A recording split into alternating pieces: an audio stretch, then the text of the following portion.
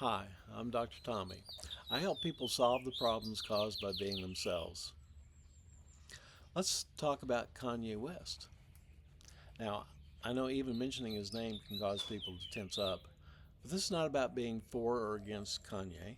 It's about looking at someone who leads so strongly with a particular strength that it starts to work against them. Because that's what happened to Kanye. He was just being himself. And in the process, he caused a problem that rippled across music, politics, and culture. So, it's 2016. Kanye walks into Trump Tower. He meets with the president elect. He says they talked about violence in Chicago, education reform, bullying, and at the end, he says, if I had voted, I would have voted for Trump. Well, that one statement set the world on fire. By 2018, Kanye's in the Oval Office. He's wearing a MAGA hat. He says Trump is a father figure to him. He says the MAGA hat makes him feel like Superman. He's not making just a political statement, he's making a personal statement. To Kanye, it was about freedom, it was about breaking molds, it was about saying that I don't belong to your expectations. Well, then he made created a song called "Ye versus the People" with T.I., in which he defended all of it. Then came the TMZ interview about the statement slavery was a choice, um, and then the backlash came.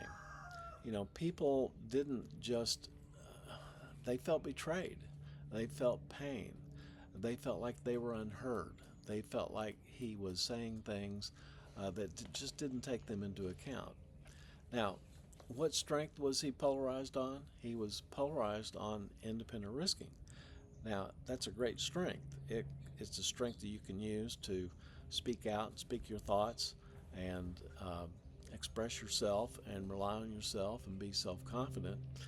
But it's when you express it in isolation of its opposite strength, dependent risking, then you can become arrogant and you can lose sight of the people that you have a connection with.